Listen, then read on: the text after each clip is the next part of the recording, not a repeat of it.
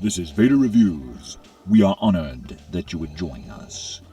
This week's video is brought to you by the support from Admiral John Crawford and Ronald Morgan.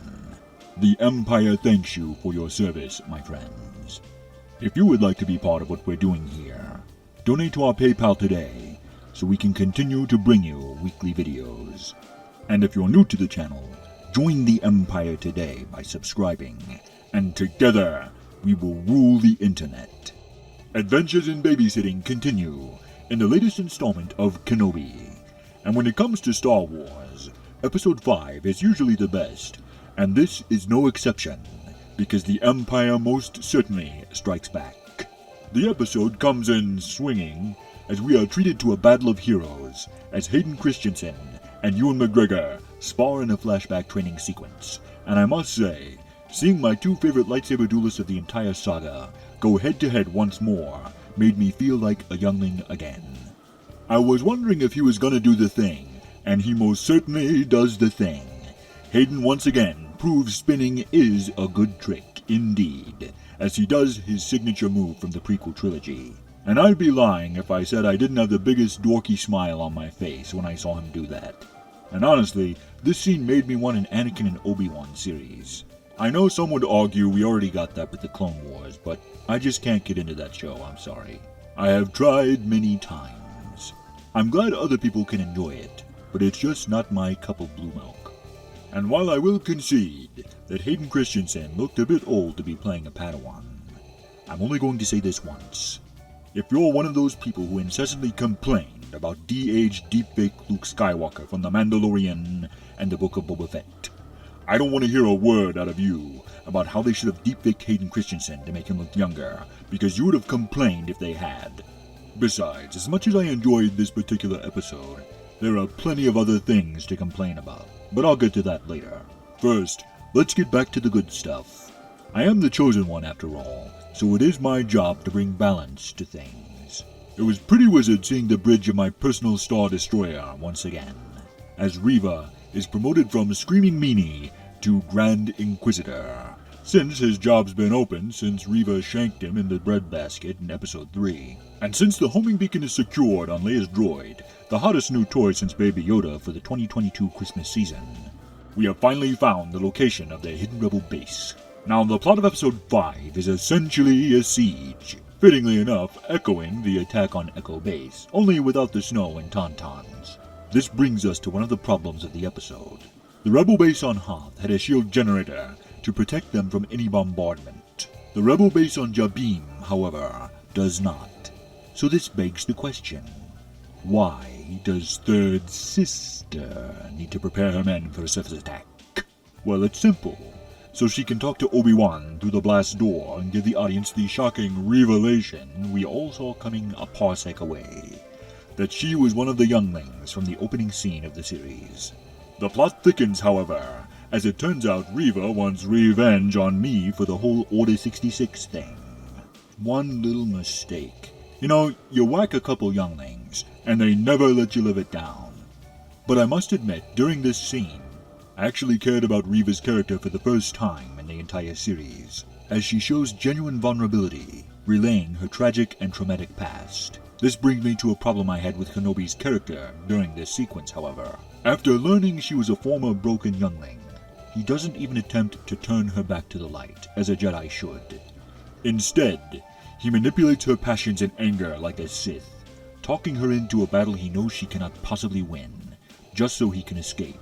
She tells him the only family she has ever known was taken from her during Order 66, and instead of reaching out his hand and offering her a place among the Jedi, he encourages her to try and take her revenge against me. But revenge is not the Jedi way. So not only is it cold-hearted that he used her as a distraction so he can escape me, worse still, if by some miracle she had been able to defeat me, Kenobi would have just created a brand new Sith Lord, since Reva would have struck me down in anger. Reva cuts through the blast doors like a hot lightsaber through a youngling, and we finally get a little war in our Star Wars. And I will admit, it was great seeing Kenobi fighting classic stormtroopers, even if the battle was a little McClunky overall. They tried to pull a K2SO and tug the old heartstrings by blasting a droid, but I'm just gonna say it. I don't care. He's not Mr. Data, this isn't Star Trek, so spare me the droids are people too crap. According to George Lucas, droids have no soul. There's nothing in here, just lights and clockwork. So I'm sorry if I can't shed a tear for the tragic demise of Robbie the Robot. Things get wizard once again as I arrive on the scene.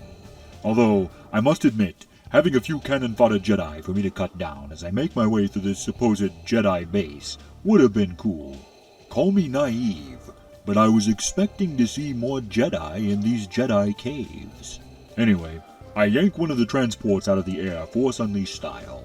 And just then, the inquisitive third sister makes her move.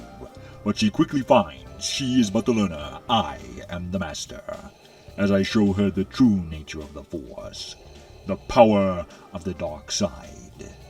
I dispense with her quickly, using her own saber against her, and between this and her backstory when she spoke to Kenobi, it's just a shame we didn't get to see more of her vulnerability throughout the entire series, because I felt she was actually good in this episode. After I turned third sister into a Reva kebab with her own saber, Grand Inquisitor Egghead shows up to say hello. Hello! He offers a bit of light taunting, and we leave her alive. Now, I have a big problem with this. In the original trilogy, I killed officers for the slightest failure, but I'm supposed to believe that after someone tries to shank me in the back, I'm not gonna make sure they're dead? Particularly since this person has survived being stabbed by me before in the past. This was ridiculous. But I digress. Obi and the gang bravely run away, but sadly the ship is a piece of junk with a busted hyperdrive. I wonder where they got the idea for that. And with my Star Destroyer hot on their heels, we end this chapter leading into the final episode, where we will see the end of Kenobi and his series. Again, while this episode in my opinion is the best of the series so far, it is still a very mixed bag.